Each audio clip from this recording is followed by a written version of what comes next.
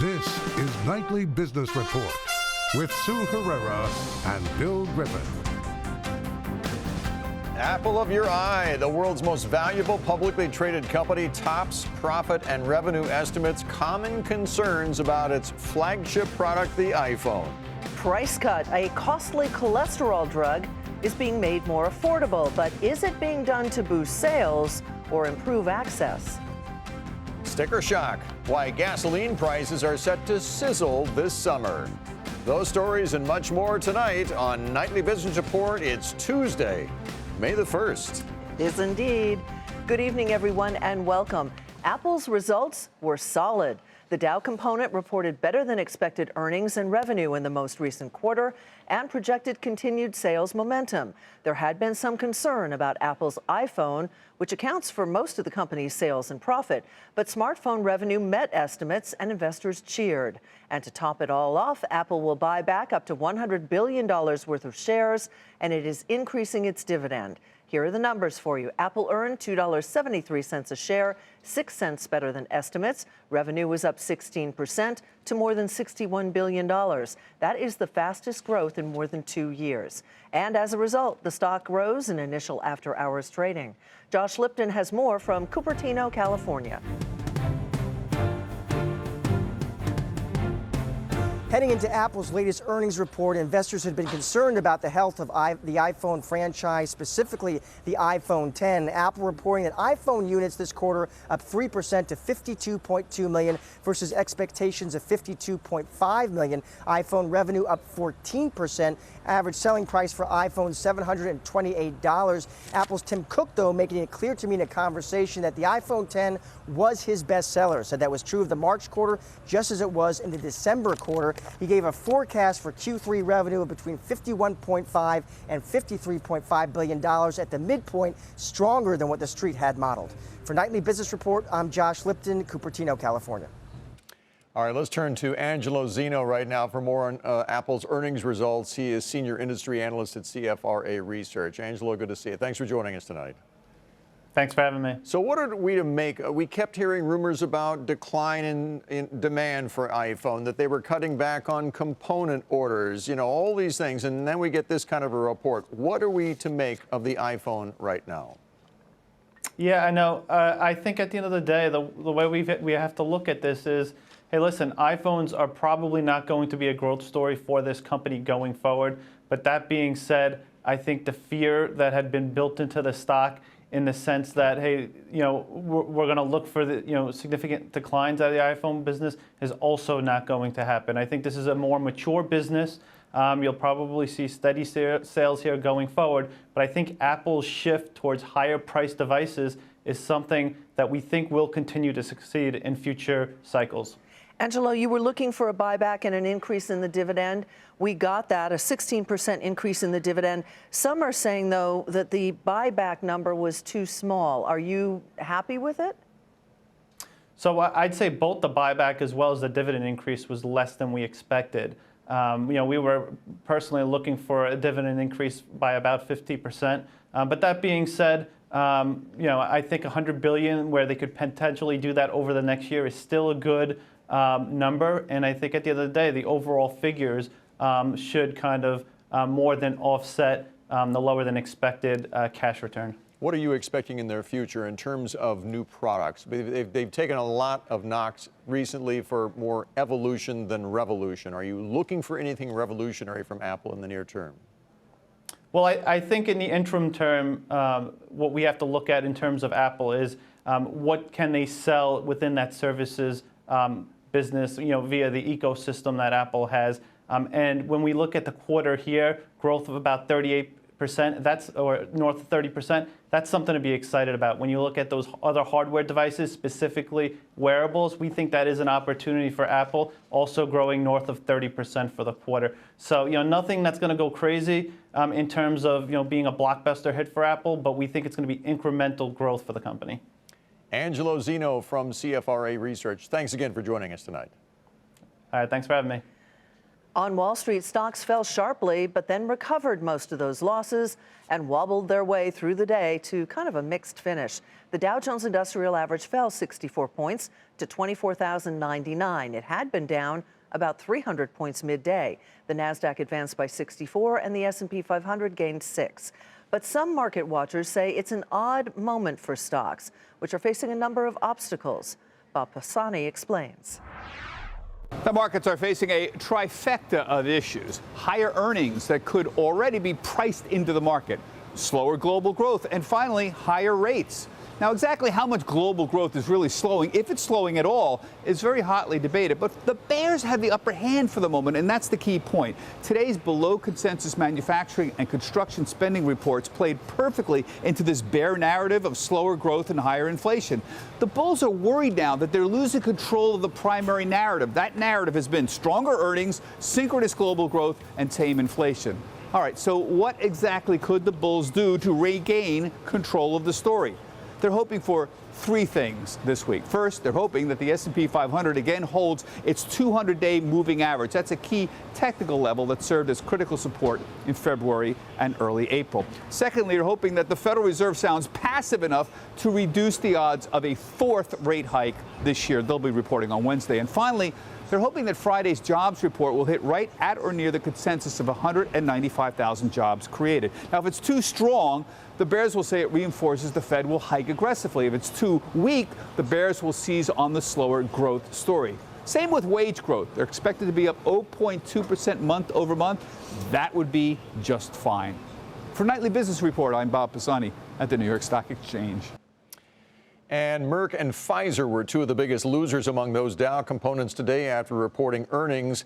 Merck's cancer drug Keytruda powered the company's quarterly results, helped it raise its full-year profit forecast, but investors apparently focused on disappointing revenue results. Revenue also disappointed over at rival Pfizer. That company said it expects, though, sales growth to rise at a faster pace as more drugs under development get to market. Shares of both Pfizer and Merck were down in today's trade. Well, you just heard Bob Pisani mention that construction spending unexpectedly fell in March. According to the Commerce Department, spending was down 1.7%, weighed down by a drop in private sector spending. Some attribute that decline to the difficult weather, and if that is the case, they say it could bounce back in the spring. And factory activity slowed for a second straight month in April. That, according to the Institute for Supply Management, manufacturers are facing a shortage of skilled workers and rising commodity prices. Higher raw material costs are the latest indication of inflation pressures building in our economy.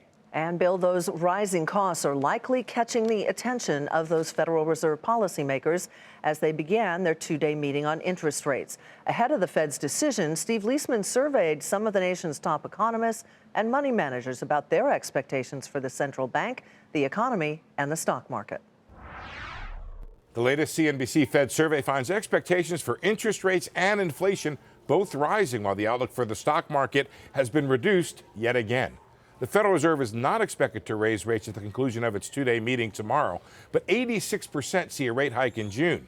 The 37 respondents, who include fund managers, economists, and strategists, see at least one more hike after that.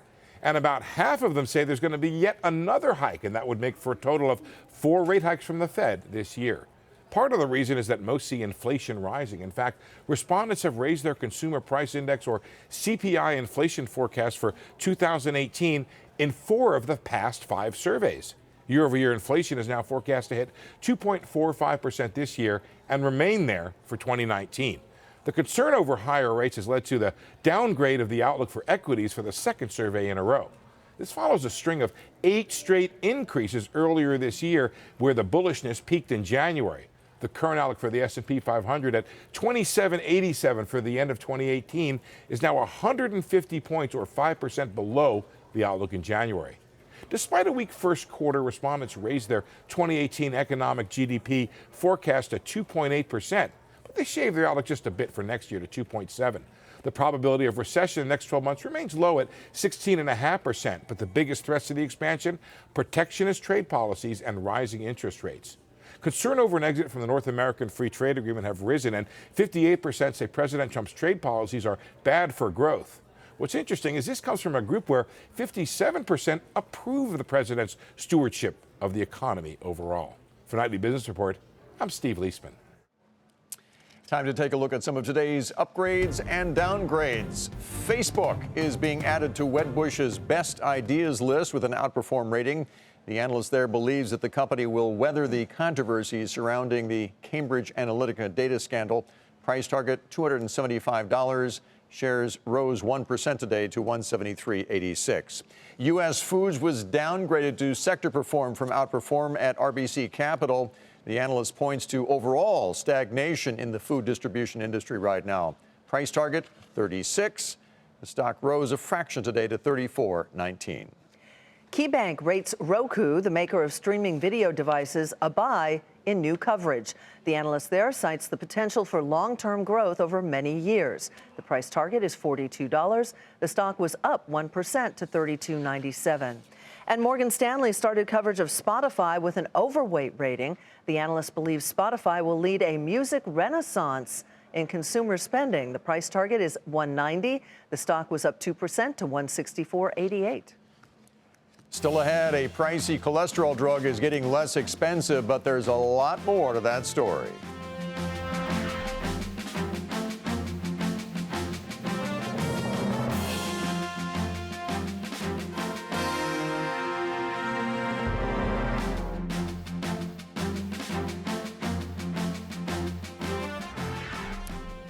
More now on Facebook. Turns out it wants to get into the online dating business. The social media company today announced that users will be able to set up a profile that will not be visible to friends, will not appear in news feeds. CEO Mark Zuckerberg said the new platform was designed with privacy and safety in mind. And that news sent shares of matchmaking company Match.com and its owner IAC Interactive sharply lower today. An expensive cholesterol drug is getting a price cut. And while that may sound like a good thing, the lower price won't necessarily be available to everyone who wants the medicine. Meg Terrell has the details. About 1 in 3 American adults has high cholesterol, so new medicines that drastically lower cholesterol levels, even beyond statins like Lipitor, were expected to be huge blockbusters when they were approved in 2015. But the two drugs, made by Regeneron and partner Sanofi, as well as by Amgen, have been commercial flops. A major reason for that, many say, is their price tags, both more than $14,000 a year. Many insurers, the companies said, were tying doctors up in red tape, refusing to pay for the drugs or hitting customers with high copays at the pharmacy counter.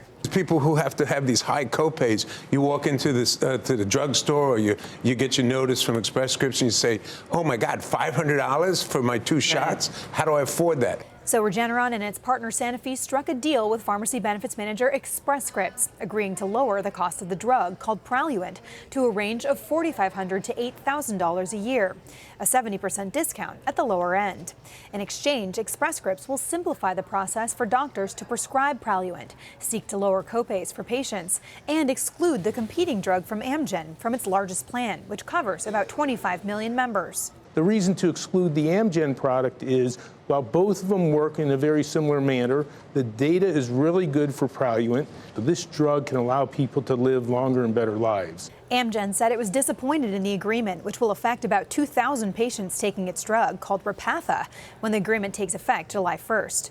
But Amgen also said it's in discussions with insurers to dramatically lower the price of its medicine as well. Wall Street's reaction to the deal was mixed, with some fearing a price war means the drug makers have lost ground to the insurers, while others suggested it might be just what's needed to turn sales of the medicine around. For Nightly Business Report, I'm Meg Terrell. Under Armour warns about its profits, and that's where we begin tonight's market focus.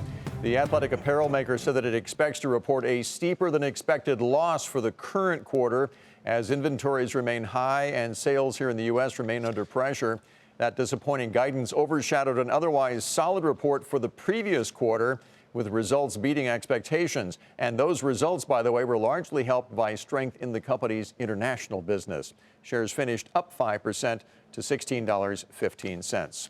Handbag maker Tapestry said softer demand for its Kate Spade and Stuart Weitzman brands hurt margins and revenue growth, but stronger sales for the company's Coach products helped offset some of that weakness. leading to an overall earnings beat. Still, shares fell nearly 12% today to $47.46. And an increase in investments cut earnings growth at AutoNation. But the company still delivered results in line with estimates. The company said that its focus on used cars and its one-price strategy are working. That $1 is our best first quarter ever, driven by revenue of $5.3 billion, up 2%. On a same-store sales basis, we improved gross profits by 3%, driven primarily by our brand extensions, where our one price and pre-owned resulted in an increase in gross profit of 9%. Shares finished up nearly 1% to $46.52. Aetna topped both profit and sales expectations as results were helped by a drop in the amount it spent on health insurance claims. The company also said its merger with CVS is to close in the second half of this year. The shares fell just a fraction to $178.71. Vista Outdoor will stop making firearms after retailers pressured the company following the deadly school shooting in Florida earlier this year. Vista will continue to sell ammunition, but it does say that it plans to sell its firearms manufacturing business. In the latest quarter, the company said an increase in promotions caused profits and sales to weaken. The shares fell 13% to $14.56. And after the bell, Snap reported weaker than expected revenue as it added fewer users. The social media company also warned of slowing year-over-year revenue growth due to a drop in ad prices. Shares initially fell in the extended session. They finished the regular day down more than 1% to $14.13. Steel stocks fell today, responding to President Trump's decision late yesterday to postpone imposing tariffs on certain U.S. imports of steel and aluminum for another 30 days. As you can see, shares of AK Steel, U.S. Steel, and Steel Dynamics came under pressure. Kayla Tausche has more details for us tonight. President Trump in March excluded 7 allies from steel and aluminum tariffs imposed on Russia, China, Japan, and others. The White House extending that reprieve just hours before it was set to expire. In an interview Tuesday, Commerce Secretary Wilbur Ross said the delays come as trade talks with these U.S. allies are ongoing, but not to expect more. I don't think we have any intention of protracted extensions. That defeats the whole purpose. The 1-month delay applies to the European Union as well as Canada and Mexico, which are closing in on a new NAFTA agreement with the U.S. Brazil, Argentina, and Australia also got a delay in order to finalize the details of an agreement on quotas. Australia's Prime Minister welcomed the move, saying in a statement, the exemption reflects the fair and reciprocal trade relationship Australia shares with the U.S. But the EU, Mexico, and Canada have all insisted they will not accept quotas to gain permanent exemptions, arguing that as allies, they cannot be a national security threat to the U.S. Last night's decision is certainly a step forward. Canada will continue to work for a full and permanent exemption. While the delay of the tariffs is a sigh of relief for the markets, it brings added uncertainty to the end of the month, with this new deadline now on a collision course with another potential set of tariffs, this one on high-tech imports from China. A team from the Trump administration, including Ross, Treasury Secretary Steven Mnuchin, economic advisors Larry Kudlow and Peter Navarro, and Trade Representative Robert Lighthizer, is heading to China tonight for talks. But speaking to the U.S. Chamber of Commerce, Lighthizer didn't sound optimistic. I'm always hoping, but not always hopeful. So it's a big, big challenge, all right? There's a very different system over there, and it's a system that has, in all honesty, probably worked pretty well for the Chinese, and it has not worked well for us. Business leaders are hopeful the administration can settle the varied trade disputes without setting off a trade war. For Nightly Business Report, I'm Kayla Tausche in Washington. Coming up, why this could be the most expensive summer for drivers in years.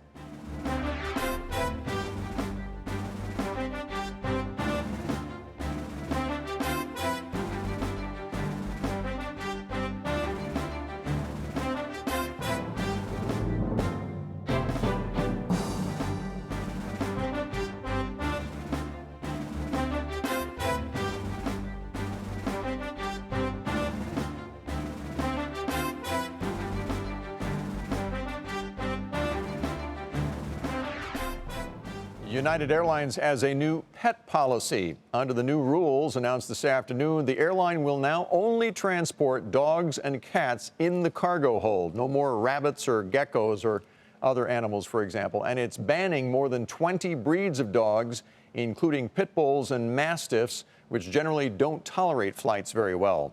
The Department of Transportation has said that 24 animals died on U.S.-based flights last year, and 18 of those were on United flights. United said it is also reviewing its in-cabin pet policy. 17 states have sued the White House over its efforts to loosen car emission rules. The EPA recently said that standards on vehicles model years 2022 to 2025 should be revised, reversing the move by the Obama administration to put tighter standards in place. The states call the EPA's action illegal. Well, spring is not exactly sprung at car lots around the country. April sales were lackluster when compared with earlier this year, with the exception, of course, of trucks and SUVs. Phil LeBeau explains. It's premature to say the auto market is hitting the brakes, but much like April's weather, sales last month definitely cooled off. Among the largest automakers, only Fiat Chrysler posted better sales in April, with Ford and Toyota dropping 4.7%. GM is no longer telling the public how sales went each month. As has been the case for the past couple of years, SUVs and trucks are still in demand. In fact, Jeep helped power Fiat Chrysler past Ford when it comes to retail sales. Meanwhile, Ford's F-Series had its best April sales since the year 2000. Ford's car business is stuck in reverse, with sales plunging almost 14% last month. It is yet another example of why Ford is throwing in the towel and planning to stop offering all but a few cars starting next year. While April was lackluster for many brands, it was sensational for Porsche, which had its best monthly sales ever in the United States. Even though the average price for a gallon of gas climbed by 20 cents last month and is about 50 cents higher than it was a year ago, Americans are still clamoring for less fuel-efficient trucks and SUVs.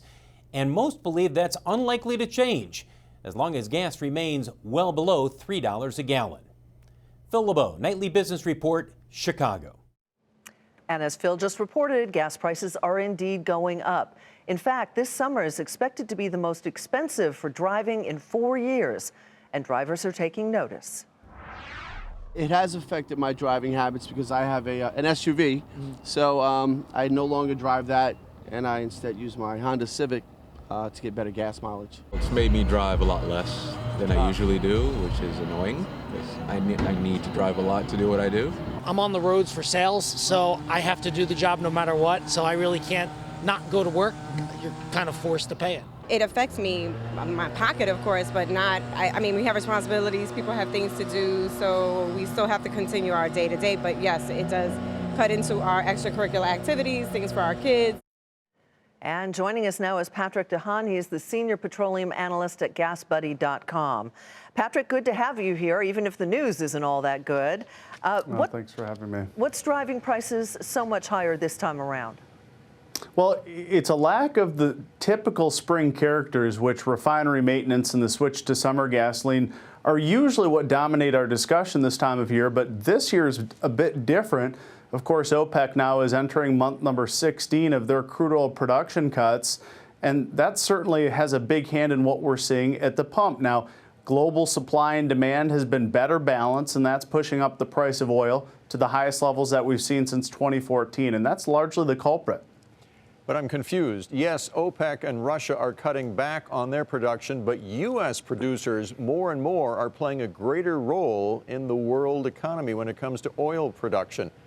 Why doesn't that stabilize prices more? Why are we still going up then? That's right. You make a good point that OPEC and Russia are kind of opening the door, at least a little bit, for U.S. producers, but it takes a long time for the U.S. to continue increasing production. We're certainly doing that. In terms of monthly production in the U.S., we're at about 10.5 million barrels a day, but that really pales in comparison to the production cuts that we've seen from OPEC and now Russia.